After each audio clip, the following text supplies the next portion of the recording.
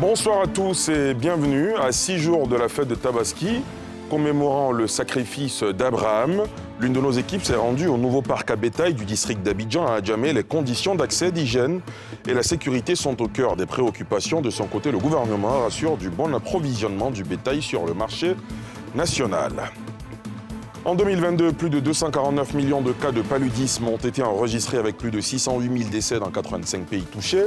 Pour lutter efficacement contre la maladie, l'OMS, Organisation mondiale de la santé, a mis en place un réseau de laboratoires pour tester les outils de lutte contre les vecteurs, un réseau constitué de 7 laboratoires, parmi lesquels la station expérimentale de Tia-Salé que vous découvrirez dans ce journal. Et puis à l'étranger, après le résultat spectaculaire du Rassemblement national, parti d'extrême droite en France aux élections européennes, le président français Emmanuel Macron a dissous l'Assemblée nationale, une disposition prévue par l'article 12 de la Constitution française.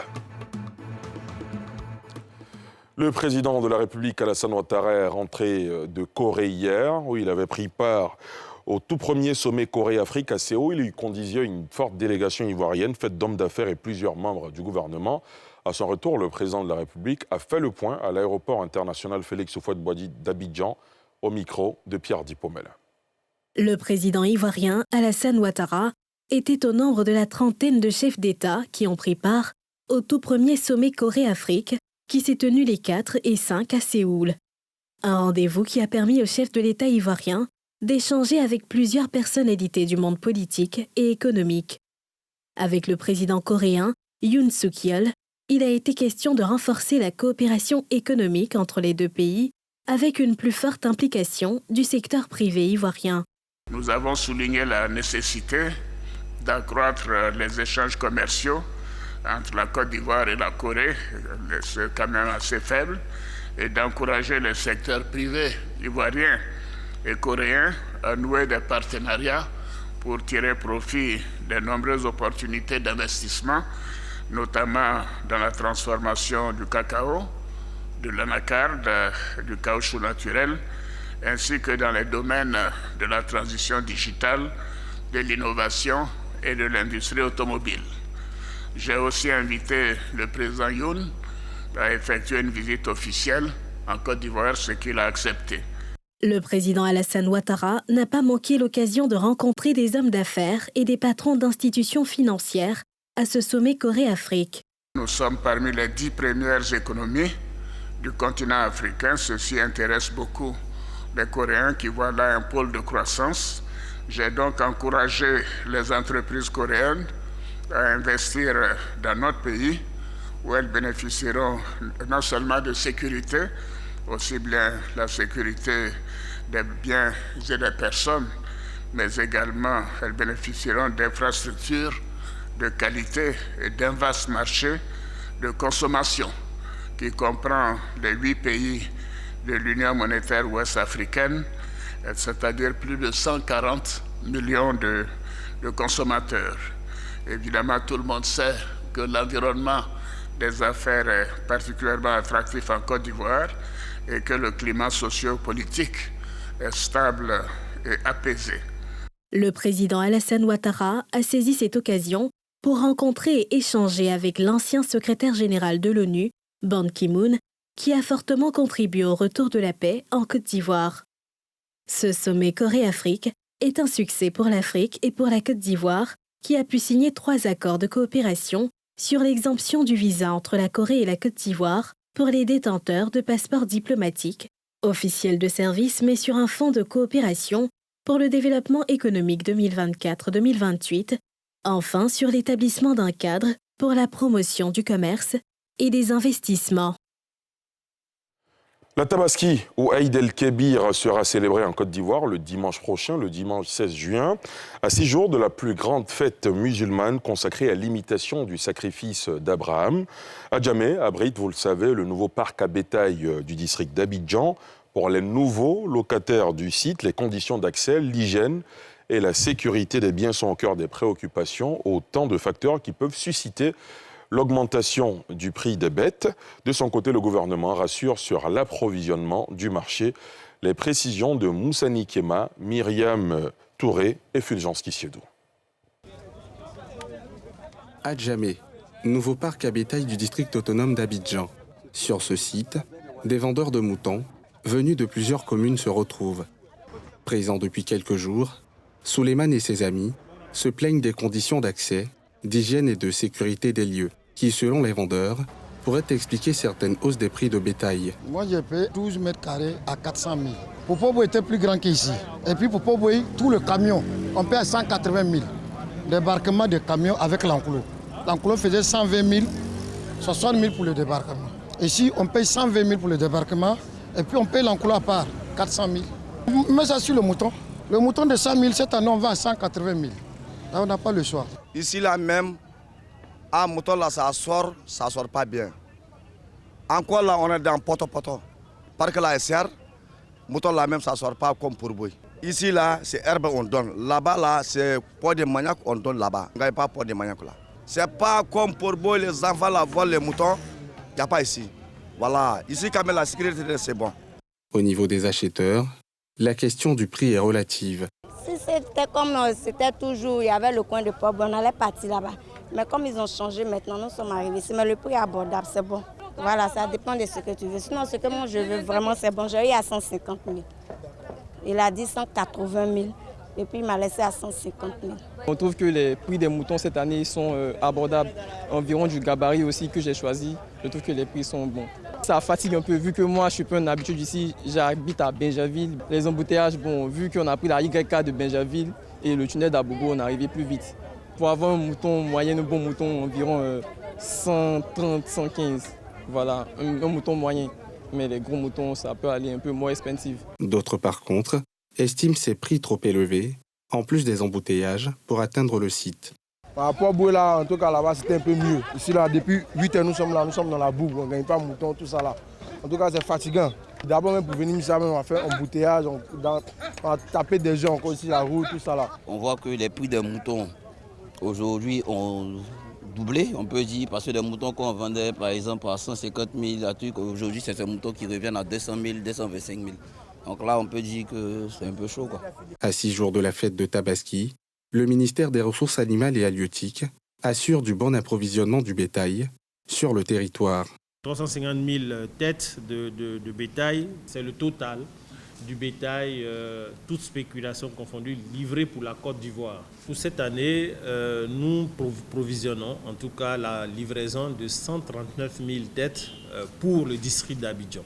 Et en plus des 139 000 têtes, vous avez 30 000 têtes de bovins, de bœufs, ce qui permet très largement de couvrir le besoin de consommation du district d'Abidjan. Appelée aussi la fête du mouton, la Tabaski est prévue en Côte d'Ivoire le dimanche 16 juin 2024. À quelques jours de la plus grande fête musulmane, les vendeurs de bétail restent optimistes, malgré les difficultés qu'ils traversent.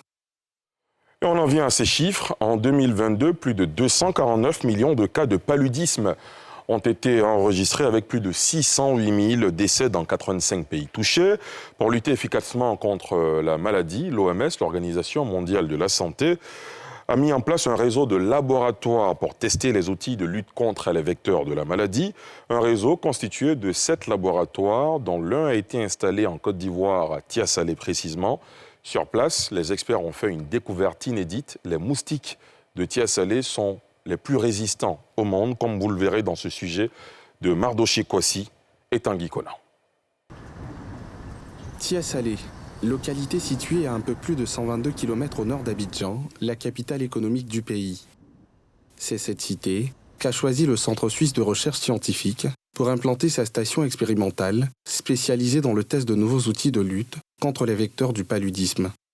Une des composantes de ce test commence sur ce site qui regroupe des cases expérimentales où des volontaires sont mis à contribution. Chaque jour, nous avons des volontaires qui dorment sous la moustiquaire de 20h jusqu'à 5h du matin. Ce sont des fenêtres qui permettent aux moustiques de rentrer, mais le moustique ne peut pas ressortir. Donc du coup, soit les moustiques restent au niveau du compartiment case, soit les moustiques sont capturés au niveau du compartiment piège. Et le matin, chaque volontaire se réveille pour capturer tous les moustiques qui sont à l'intérieur de la case. Ces volontaires bénéficient d'une prise en charge qui leur permet de préserver leur santé. Les moustiques capturés sont ensuite transportés dans les laboratoires de la station expérimentale pour une analyse des résultats obtenus. Lorsqu'ils attrapent ces moustiques, ils les mettent dans ces tubes. Maintenant, je prends ce tube par exemple et j'observe à la loupe. C'est de la loupe que je vais trier. Lorsque j'ai fini de faire le tri, ceux qui sont morts, on les conserve dans ce tube. C'est pour voir le taux de résistance que nous les conservons ici, de 24 à 72 heures maximum. Si le moustique meurt, c'est que le produit est efficace contre lui. Mais si le moustique ne meurt pas, c'est que le produit n'est pas efficace contre lui.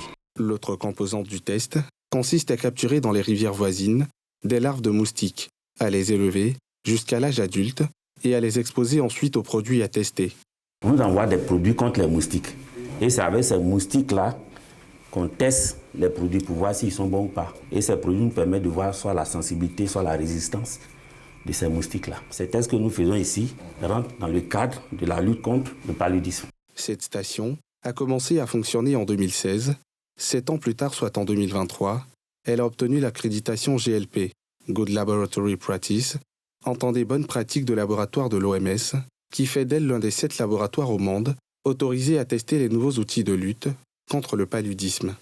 Les travaux de cet établissement sont placés sous la supervision du professeur Koudou Benjamin, directeur de la recherche et du développement du CSRS. C'est un centre stratégique. Il y a beaucoup de produits qui sont aujourd'hui sur le marché, dont les tests d'évaluation ont été faits dans ce centre. Le choix de Tia-Salé parce qu'en 2009, nous avons conduit une étude qui a montré que les moustiques de Tia-Salé étaient très résistants aux insecticides qu'on prend pour traiter les moustiquaires. Le taux de résistance des moustiques était tel que ça a vraiment alerté le monde scientifique. C'est ainsi que nous avons décidé avec nos partenaires de construire sur ce laboratoire, de construire une station expérimentale ici à Tia-Salé. Parce qu'il est dit maintenant au niveau scientifique que quand un produit marche ici à Tia-Salé, c'est qu'il va marcher dans les autres pays. Cette station bénéficie de l'appui des États-Unis à travers l'USAID, Agence américaine pour le développement international, qui y apporte une contribution financière par l'intermédiaire de IVCC, Innovative Vector Control Consortium, basé à LSTM, Liverpool School of Tropical Medicine. Les responsables de cette organisation, qui étaient récemment en terre ivoirienne, ont affiché leur satisfaction après la visite du site et annoncé de nouveaux projets avec le Centre suisse de recherche scientifique. Instaurée depuis 2004, la journée mondiale du donneur de sang vise à promouvoir les valeurs éthiques du don de sang. Chaque année, à l'instar des autres pays du monde, la Côte d'Ivoire célèbre l'événement en prélude à cette journée mondiale et afin de sensibiliser les populations sur l'importance de la pratique. Le Centre national de transfusion sanguine a animé un point de presse ce lundi. Les précisions de Nadia Eja et Eric Kimon. De 97 664 poches de sang prélevées en 2011, le Centre national de transfusion sanguine de Côte d'Ivoire est passé à 234 011 poches de sang en 2023. Cette hausse permet de couvrir 94% des besoins, laissant un déficit de 6% à combler. D'où l'ambition du Centre national de transfusion sanguine de recueillir au moins 1000 poches de sang sur l'ensemble des 30 centres de transfusion sanguine que compte le pays, à l'occasion de la journée mondiale du donneur de sang. Nous voulons que vous vous appropriez l'acte de don de sang, parce que cet acte est un acte qui permet de prolonger la vie. C'est un acte qui permet d'améliorer la santé de nos malades dans les hôpitaux, mais également c'est un acte qui permet d'améliorer la productivité du pays. Cette célébration, si elle vise à susciter le don de sang, est par ailleurs le lieu de remercier les donneurs bénévoles qui donnent gratuitement leur sang pour sauver des vies. Cette célébration du 20e anniversaire est donc l'occasion encore de vous témoigner toute la reconnaissance de l'État de Côte d'Ivoire. Nous devons continuer toujours de nous battre, nous devons continuer de nous mobiliser, nous devons continuer de faire en sorte que tous les jours, les centres de transfusion sanguine soient pris d'assaut. 20 ans de célébration du don de sang. Merci à tous les donneurs de sang est le thème choisi pour cette édition de la Journée mondiale du don de sang. Une remise de distinction à des individus, associations ou clubs de sang est prévue au programme de la célébration. Après le résultat spectaculaire du Rassemblement national, parti d'extrême droite en France, aux élections européennes, le président français Emmanuel Macron a dissous l'Assemblée nationale, une disposition prévue par l'article 12 de la Constitution française. On en sait un peu plus avec Pierre Dipomela. Le Rassemblement national est arrivé en tête des élections européennes avec 31,4% des suffrages. Le parti d'extrême droite envoie ainsi 30 eurodéputés au Parlement de l'Union européenne, soit 12 de plus qu'il y a 4 ans. Face à cette débâcle, le président français Emmanuel Macron a fait usage d'un pouvoir discrétionnaire que la Constitution lui a conféré en dissolvant l'Assemblée nationale dans le but de rebattre et redistribuer les cartes aux prochaines élections législatives, censées se tenir de 21 à 40 jours après la dissolution. Cette stratégie politique est une épée à double tranchant qui offre 2 possibilités, soit la victoire du camp présidentiel, synonyme du contrôle total de l'exécutif français, soit la victoire du Rassemblement national, ce qui obligerait à un partage du pouvoir avec un Premier ministre de l'extrême droite. 50%, c'est le taux de participation de ces élections européennes. En Côte d'Ivoire, les Français ont voté dans 3 bureaux de vote. C'est la France insoumise qui est passée en tête, suivie du Parti socialiste. Les élections législatives anticipées en France sont prévues pour fin juin. Demain, dans le cadre des éliminatoires pour la Coupe du Monde 2026, les éléphants de Côte d'Ivoire seront face à la sélection du Kenya. Avant la rencontre, le sélectionneur des éléphants, Emers Faye, était face à la presse aujourd'hui. Le point avec Pierre Dipomélin et Moussa Nikema. Après la victoire face au Gabon et but à 0, au stade de Korogo, les champions d'Afrique croisent le fer face au Kenya, ce mardi pour la 4e journée des éliminatoires de la prochaine Coupe du Monde de football. Face à la presse, le sélectionneur ivoirien rassure que ses poulains sont dans un bon état d'esprit, à quelques heures de la rencontre. On vient ici avec la confiance et l'envie de gagner, de prendre les 3 points avant d'aller en vacances. On a passé la journée du samedi à bien récupérer. Hier, on a été faire une petite séance pour sortir un peu, s'aérer un peu la tête. Et aujourd'hui, on va bien rentrer dans la préparation du match pour être prêt et gagner le match de demain. On avait Seko et Ghislain qu'on a laissé au repos hier. Ils ont juste fait le footing parce qu'ils avaient un peu de douleur, de courbature par rapport au match du vendredi. Pour Seb, c'est un peu plus compliqué. Il ne sera pas ce soir à l'entraînement. Et on attend de voir demain matin au réveil dans quel état physique il sera pour prendre la décision de le mettre sur la feuille de match ou non. La Côte d'Ivoire occupe la tête du classement depuis la 3e journée des éliminatoires, avec 9 points, après sa victoire face au Gabon. Quant au système de jeu à déployer pour le prochain match, Emers Faye donne rendez-vous sur le terrain. Et si vous voulez tout savoir sur la campagne des éléphants dans ces éliminatoires pour la Coupe du Monde 2026, ne manquez pas NCI Sport à 20h30 sur nos antennes. Vous aurez tout le résumé de toutes les rencontres, évidemment avec un focus, la sélection nationale, les coulisses, les forces et les faiblesses des éléphants de Côte d'Ivoire. Le discours de l'entraîneur, vous avez entendu un bout tout à l'heure dans ce journal. Et c'est ici qu'il prend fin d'ailleurs. Merci à toutes et à tous de l'avoir suivi. Je vous souhaite de passer une excellente soirée sur la nouvelle chaîne ivoirienne et on se retrouve demain à 19h50.